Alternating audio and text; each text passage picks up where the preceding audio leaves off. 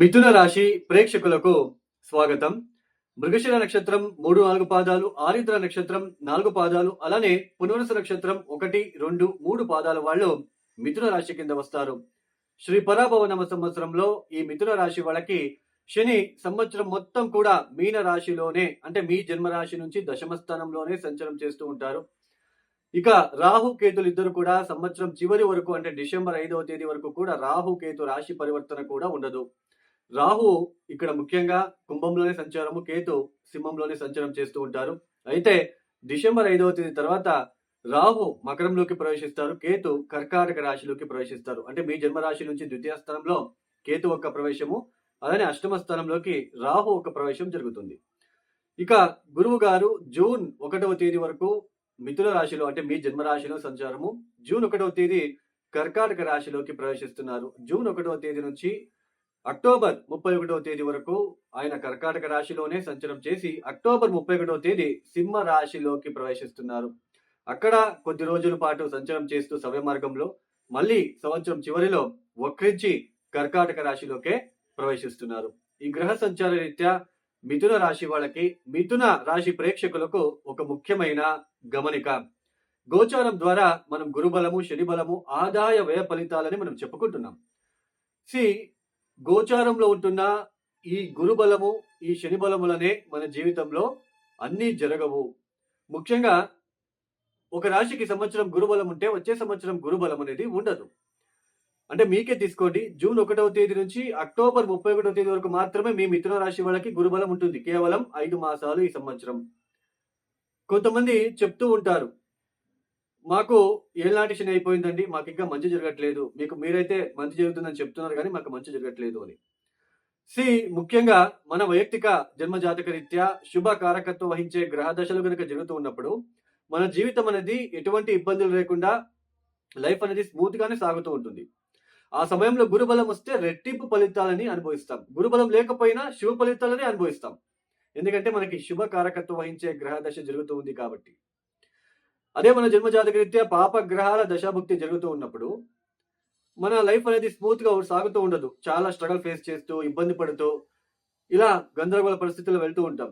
ఆ సమయంలో గురుబలం వస్తే ఆ గురుబలం ఉన్నన్ని రోజులు మాత్రమే మనకి ఊపిరి పీల్చుకోవడానికి అవకాశాలు వస్తాయి. ఆ ఆటంకాల నుంచి, ఆ స్ట్రగల్ నుంచి కాస్త బయటపడి కాస్త మనశ్శాంతి పొందుకోగలుగుతాము. అంటే గోచారంలో ఉంటున్న గురుబలము, అలానే శని బలము, ఆదాయ వ్యయ ఫలితాల వల్లనే మన జీవితంలో అన్నీ జరగవు. అలానే మీరు చూస్తూ ఉంటారు, ఈ సంవత్సరం ఈ రాశుల వాళ్ళకి గజకేసరికం పట్టబోతుంది, లేదా బుధాదిత్య యోగము, లేదా విపరీత రాజయోగం పట్టబోతుంది ఈ ఒక మాసంలో. ఈ మాసంలో ఈ రాశుల వాళ్ళకి శుక్రమహాదశ పట్టబోతుంది, తిరుగే ఉండదు. గోచారంలో ఇలాంటివన్నీ వర్తించవు. మన వైయక్తిక జన్మజాతకంలో ఉంటేనే, వాళ్ళ దశాభుక్తి వస్తేనే వాళ్ళు యాక్టివేట్ అయ్యి మనకి యోగదాయక ఫలితాలు అనేది వస్తుంది. గజకేసరి యోగం కూడా 100 మందిలో ఒకరికుంటే ఎక్కువ అండి. శుక్రమహాదశ కూడా అందరికీ యోగించదు. వాస్తవాన్ని గుర్తించండి. ఇక శ్రీ పరాభవనామ సంవత్సరంలో ఈ మిథున రాశి వాళ్ళకి ముఖ్యంగా జూన్ 1వ తేదీ వరకు ఉన్న సమయం మనం చూసుకున్నట్లు కనుక అయితే మనకి జన్మరాశిలో గురువు సంచారము. జన్మరాశిలో గురు సంచారం వచ్చినప్పుడు ఆర్థికంగా పెద్దగా కలిసి రాకపోవడం అనేది మీరు ఫీల్ అవుతూ ఉంటారు. ఆర్థికంగా పెద్దగా కలిసి రాకపోవడము, కరెక్ట్ గా డిసిషన్ మేకింగ్ కరెక్ట్ గా ఉండకపోవడము, అంటే సరైన నిర్ణయాలు తీసుకోలేకపోవడము, అది వ్యాపార పరంగా కావచ్చు, ఉద్యోగ పరంగా కావచ్చు, సరైన నిర్ణయాలు మనం తీసుకోలేకపోవడం అనేది మీరు అబ్జర్వ్ చేస్తూ ఉంటారు. అలానే ఈ మిథున రాశిలో పుట్టిన స్త్రీలకు వాళ్ళ ఇన్లాస్తో కావచ్చు, ఆ కౌటుంబిక విషయాలలో ఏదో తెలియని పని భారం లాగా వాళ్ళు ఫీల్ అవుతూ ఉంటారు. ఏదో ఒక 20 kg తూకం వచ్చి మన నెత్తి మీద పడినట్టు అంతా ఫీల్ అవ్వడం అనేది వాళ్ళు చూస్తూ ఉంటారు. అలానే వివాహ ప్రయత్నాలు ఆటంకాలతో కూడి ఉంటాయి. సంబంధాలు వస్తూ ఉంటాయి. ఎవరో ఒకరు చెప్తారు వచ్చి, మూడో వ్యక్తి, ఆ అబ్బాయి బాలేదంటండి, అబ్బాయి ఏదో మంచిగా లేడంట, మంచి ఉద్యోగం లేదంట అని. సో వాళ్ళ మాటలు నమ్ముతారు. అంటే కరెక్ట్ డిసిషన్ ఉండదు. కరెక్ట్ డిసిషన్, మీ సొంత నిర్ణయాలు ఉండదు.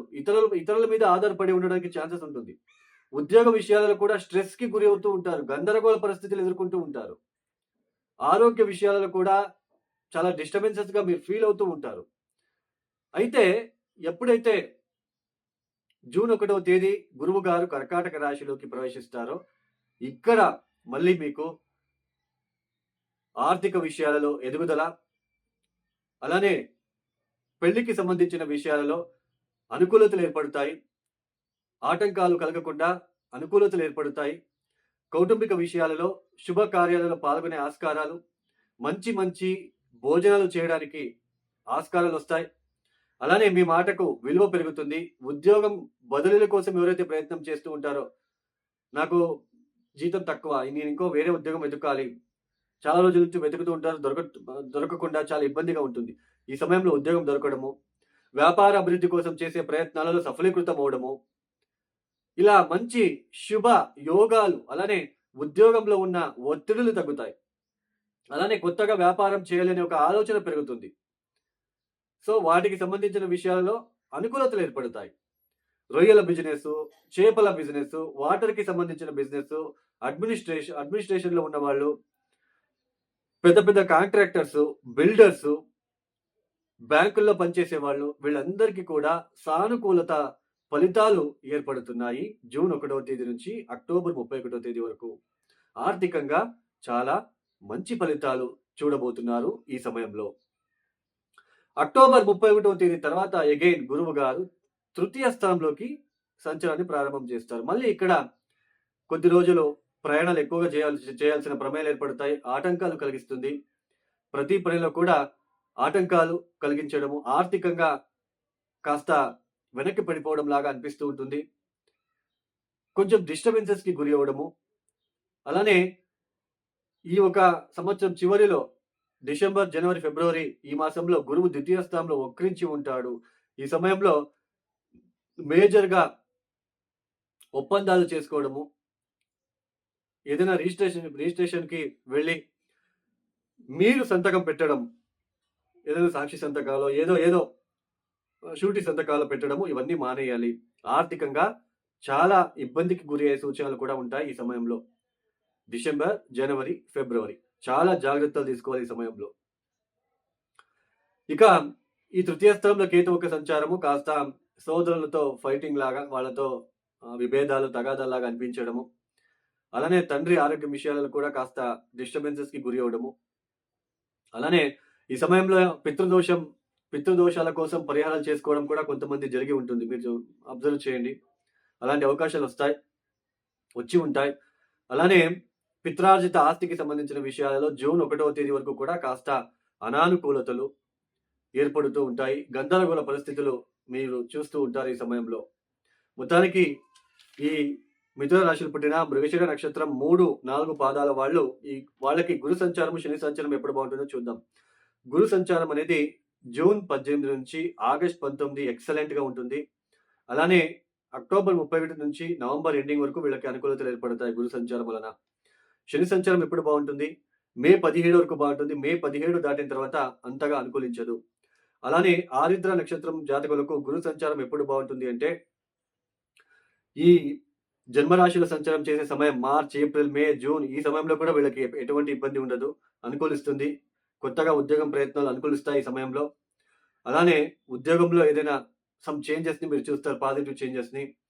అలానే ఆగస్ట్ 19వ తేదీ తర్వాత మళ్ళీ మీకు అనుకూలతలు ఏర్పడుతున్నాయి. శని సంచారం ఎప్పుడు బాగుంటుంది?